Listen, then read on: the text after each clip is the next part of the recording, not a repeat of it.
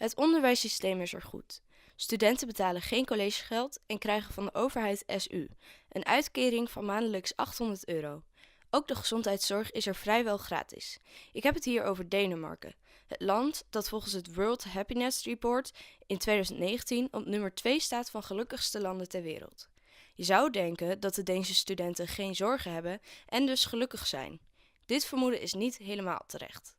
De Universiteit van Kopenhagen laat namelijk weten dat uit eigen onderzoek is gebleken dat de helft van hun studenten dagelijks met stress kampt. Hoe kan het dat Deense studenten zo gestrest zijn terwijl ze geen geldzorgen hebben? Dat ga ik uitzoeken. Ik begin mijn zoektocht bij de universiteit zelf. Ik heb hier afgesproken met Mike en Mikkel. Zij zijn van de Kopenhaagse Studentenvakbond en zij gaan mij meer vertellen over hun ervaringen met stress en ook hun visie hierop als vakbond. Mikkel. Hi. Brechtje. Nice to meet you. Yes, nice to meet you too. Yeah. So you're going to show us around? Yeah. Yes? Okay, let's go inside. Yeah.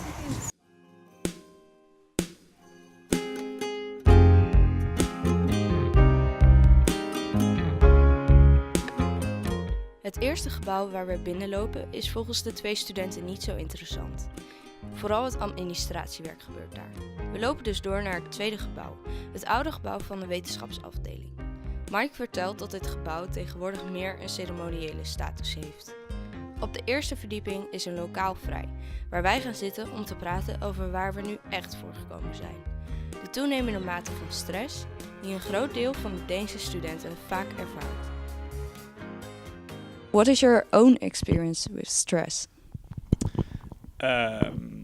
I definitely experience stress from time to time in my life as a student, especially in, of course, the exam periods. There is a extraordinary pressure to perform. In my faculty, we also have a lot of scheduled classes, so we have a lot of lectures and a lot of exercise hours.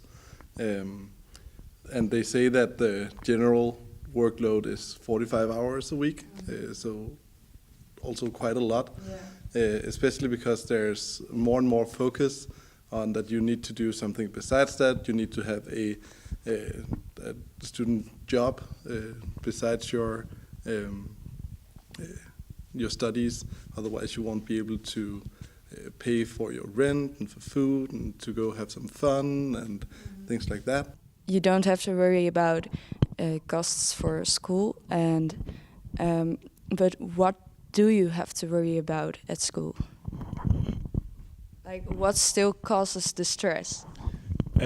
Well, there's of course always the pressure to perform. You want to probably get good grades or at least pass your exams at the minimum. Mm-hmm. But what's new is definitely that in 2013 we had the study progress reform, which was put in place and which had the intention to speed up the average study time of the students in Denmark. To say that if the students are delayed by more than 7 months from their studies, the universities will lose some of the money they get from the government. Okay. So that has definitely spiked the stress issue we've seen since that. Niet alleen de Deense Studentenvakbond ziet dit als een verklaring. Ik sta hier nu bij JUF. JUF is een vakbond voor studenten en werkenden in verschillende vakgebieden. En zij hebben ook onderzoek gedaan naar stress onder studenten in deze vakgebieden. Hieruit is gebleken dat in 2017 59% van hen dagelijks last had van stress. En ik heb hier binnen afgesproken met Wensje Quist. Zij is hoofd van de afdeling opleidings- en onderzoeksbeleid. Dus ik ben benieuwd. We gaan even naar binnen.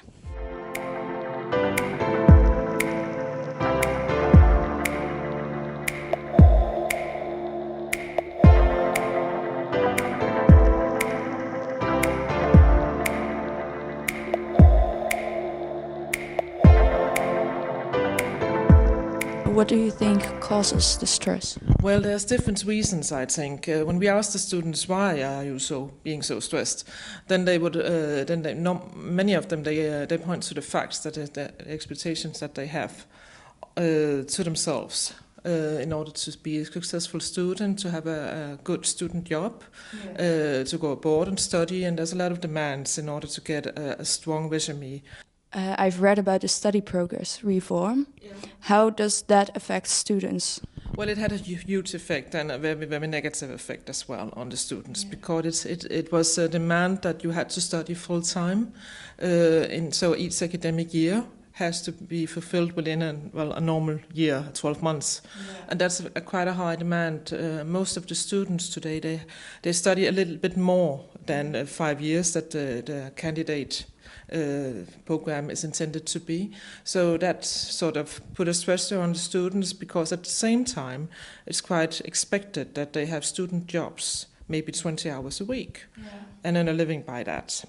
So it made them very stressful, and the whole idea of choosing the right fields to study, choosing the right program from the very beginning became very crucial, because there was no time to make a second choice. De Deense studenten waren het niet met het beleid van de overheid eens en gingen op 27 november 2013 in protest. Zo'n 10.000 van de 40.000 studenten aan de Universiteit van Kopenhagen verzamelden zich op het plein voor het kantoor van de directeur.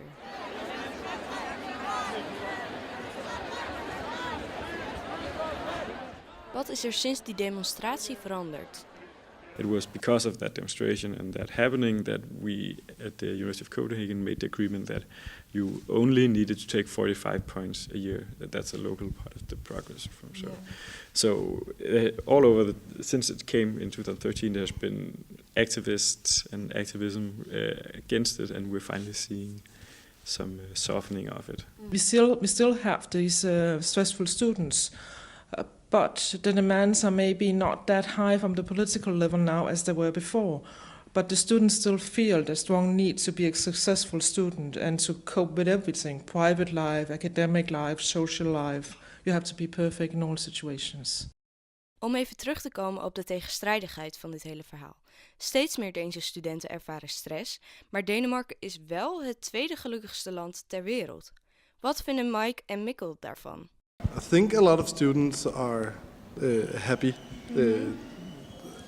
It's not like stress and happy are two opposite things always. You can also be stressed because you're doing a lot of things that you really like to do. Yeah. I mean, I like to be busy and keep myself busy, but it's only because I'm doing all of the things that I really like and hang out with my friends and all of these things. So I wouldn't say they're opposite. You could probably interview a person and they would say that they were stressed, but you could also ask if they're happy and they would probably say, yeah, I'm pretty happy. Do you feel like students feel free to talk about stress? Like when it's serious and it's bothering their mental health? I think in general it's sort of a taboo to talk about being stressed, because we have this culture of perfection amongst young people that you have to, I might call it the Instagram life, that you have to live the perfect life, that have the right friends and do the right things in your spare time and do well on your studies and stuff like that. So it's sort of taboo to stop and say, well, actually I don't get good grades and I don't feel comfortable with my body and stuff like that. So I think that culture makes it a problem. Waar je wel over je stressproblemen kunt praten, is bij de stresskliniek van Hanne en Jurgen Lund. Recent maakte de gemeente van Kopenhagen 6 miljoen kronen vrij om 5 stressklinieken te openen. Dit is omgerekend zo'n 800.000 euro. Helaas wordt de kliniek van Hanne en Jurgen nu verbouwd, dus kunnen we daar niet filmen. We hebben bij hun thuis afgesproken. What exactly is it that you do as a stress clinic? The headlines are that we are not dealing very much with the symptoms of stress, but we are dealing a lot with stress as an inner guardian angel, an individual inner guardian angel we got. So we get some signals from that, and we have to be aware of that. And then we focus about the causes of stress. So we do nothing about mindfulness or things like that and symptom treatment, but we try to make some curative treatment, find the causes and make people make some changes in the right direction, leading to their personal, their individual values and their personal life so they get a good life. Yeah. But they have to do some changes. It can be dealt with in many, many different ways. You're really working very much with people's values. What is valuable for you, what's important for you. And people coming up with stress normally are really pressured on their values. Yeah. They can't do what's really important for them to do. And this is very much what you're dealing with and what you're talking about, and see how can you get back to what's valuable for you. Will there be some way out of this mess? And normally there is a way out of it. De stresskliniek van Jurgen en Hanne is een private instelling. Wensje Quist van Jeuf twijfelt aan deze manier van hulp bieden. When it comes to private consultations that are when you can apply for help, or you can go and pay people to help you, then I think that you don't know what professional level they're at. Yeah. So of course that would be crucial that they're up to the job. En wat denken de jongens van de studentenvakbond van stressklinieken om studenten te helpen? We need to acknowledge that it's a big problem. A lot of students are stressed. Let's make help available for them. And when we've done that, we can look into how do we also parallel to that, we can start looking into how can we reduce the amount of students having stress. So there's sort of there's two parts of the issue. How do we reduce the amount of students who are stressed, and how do we then help the students who are actually experiencing the stress? Yeah. In that regard, I think the stress clinics are important. I mean, there are a huge strain on psychological help in the city of Copenhagen. Do you think stress clinics are the solution for the problem? No, we would absolutely like to prevent it. Yeah. We're doing a lot of job for preventing it, and it's something has happened during these 20 years. When we started, about 50% of the men, always most of them are managers in some company, and half of them had been had a heart attack or some stroke or whatever it is before they were thinking thinking of it might be some stress situation. Eh? Today it's less than 5%. It's a rather seldom. So people are getting to treatment very, very, very earlier, much earlier than 20 years ago. Yeah. So something has happened. Er is dus de afgelopen jaren wel degelijk wat veranderd. Studenten lijken steeds gestrester te worden. Dit kunnen we enerzijds verklaren door het study progress reform dat studenten de druk oplegde om sneller af te studeren. Anderzijds kunnen we het verklaren vanuit de cultuur die er in Denemarken, maar natuurlijk ook in heel veel andere westerse landen heerst. De cultuur om zo goed mogelijk te presteren en daarnaast een studentenbaan te hebben. Er lijkt wel steeds meer aandacht te komen voor het probleem. Dat blijkt bijvoorbeeld uit het feit dat de Kopenhaagse overheid geld vrijmaakte om 5 stressklinieken te openen. Toch moet er eerst nog een taboe doorbroken worden om stress te voorkomen en bespreekbaar te maken.